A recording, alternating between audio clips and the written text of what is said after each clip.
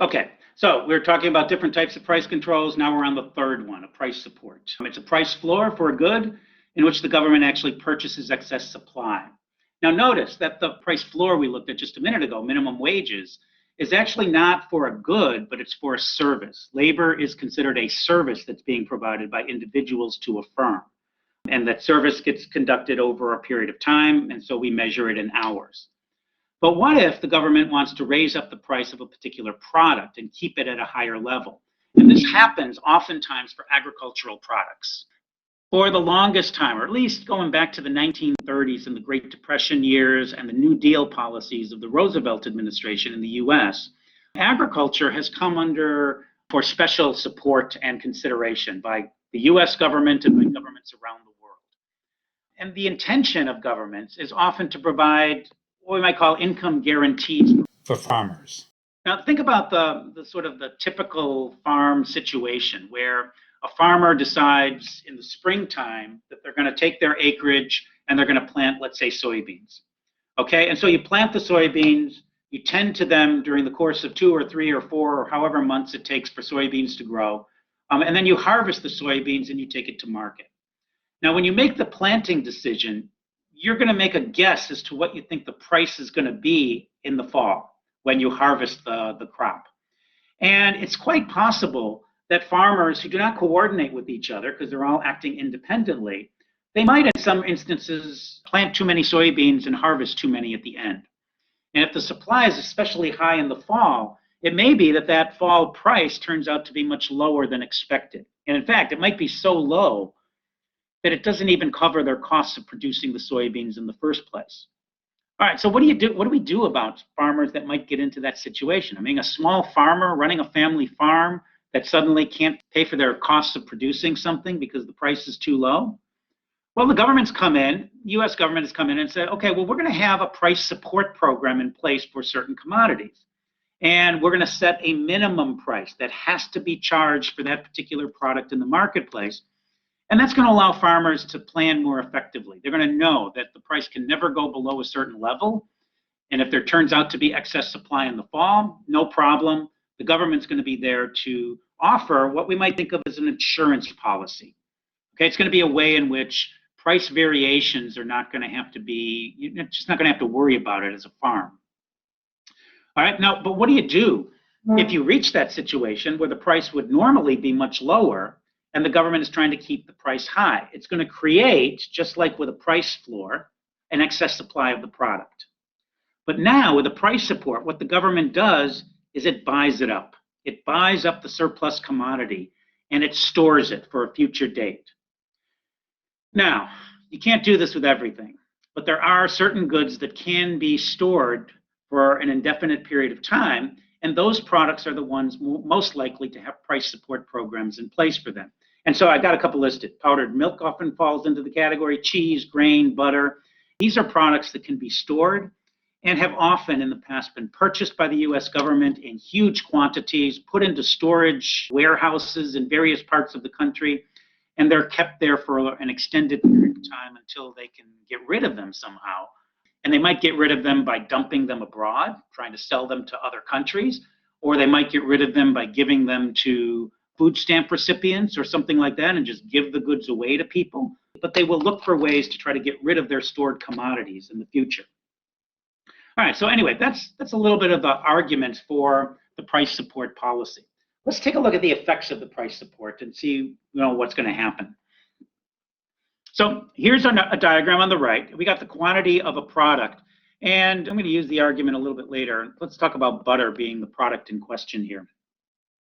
Okay, so butter measured in kilograms and dollars per kilogram on the vertical axis. PE and QE represents the equilibrium free market price and quantity if there were no price supports or price controls in place. But suppose that the price support is set at P sub S, which is higher than the equilibrium price. So at P sub S, we're going to get the following conditions. The quantity supplied by butter producers at P sub S is going to be Q sub 1.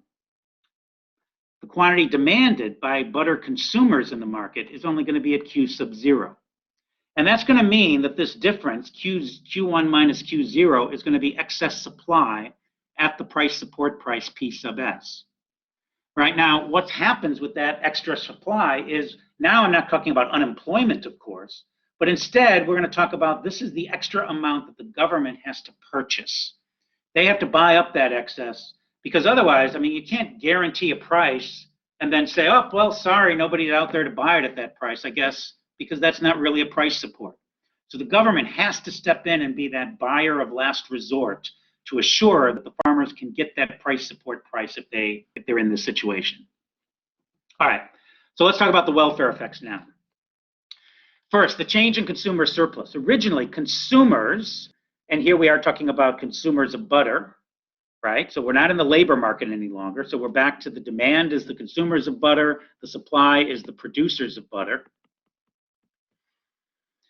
Consumers originally were getting A, B, C, because that was the equilibrium price. But now that the price has increased to P sub S, they're only getting A.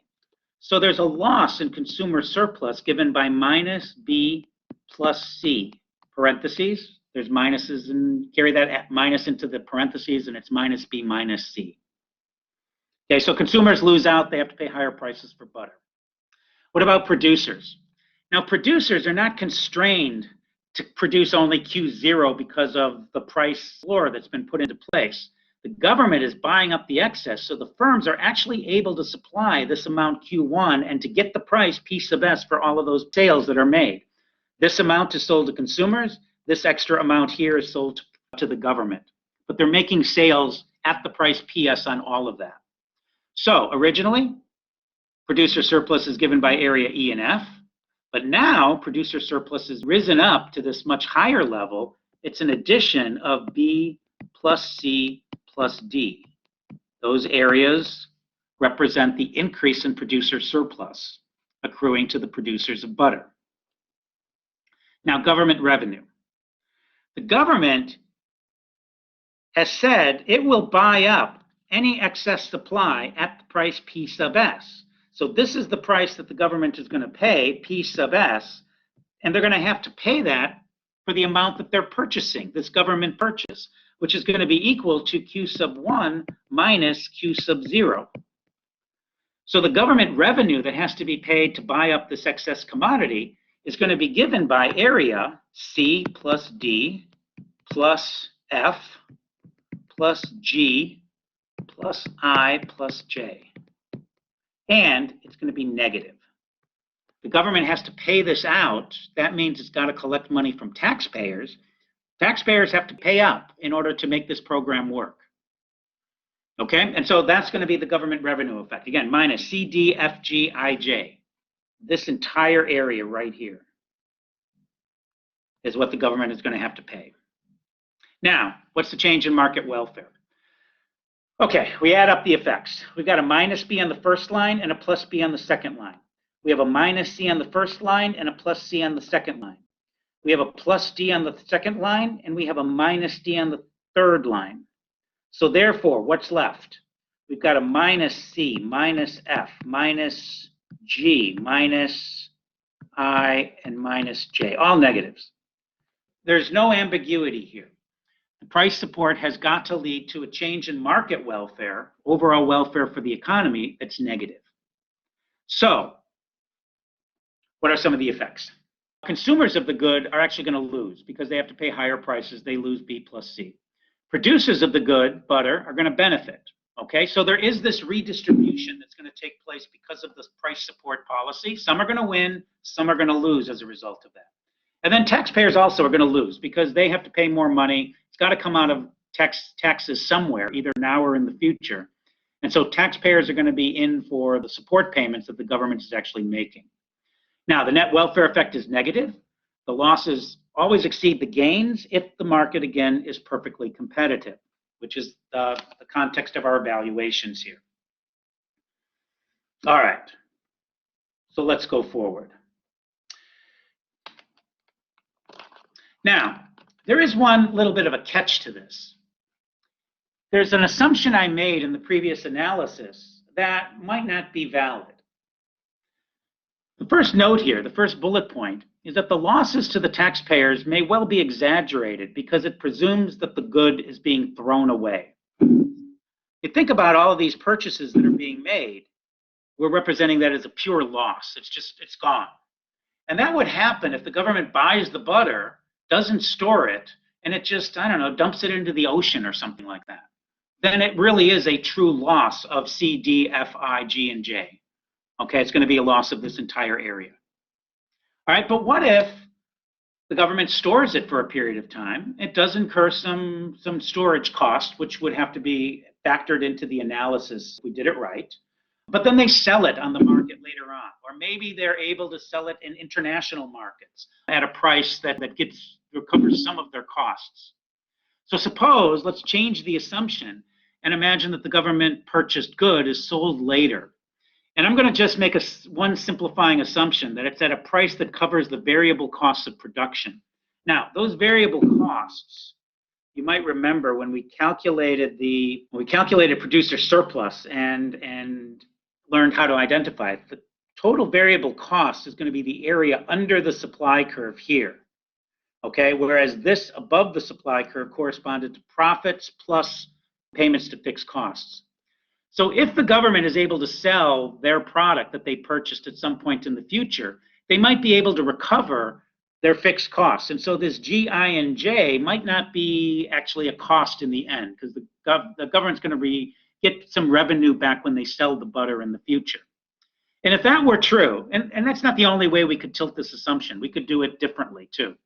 But just under this case, if that were true, then the change in government revenue is going to be minus C, F, and D only, not C, F, D, I, J, and G. It's not going to be this whole area. It's just going to be the upper area. And if that were true, we're still going to end up with a market loss, but it's not going to be quite as sizable. It's going to be the minus CF, minus C minus F that's going to arise if this were the government revenue term up here rather than the other one. Okay? So again, the price support is going to benefit farmers, but it's going to hurt others in the process. And in the context of our perfectly competitive markets, those losses are quite likely to exceed the benefits that are going to accrue to the other side. So the government policy is a welfare reducing policy for the economy overall. Or what economists would say is that the price support is reducing economic efficiency.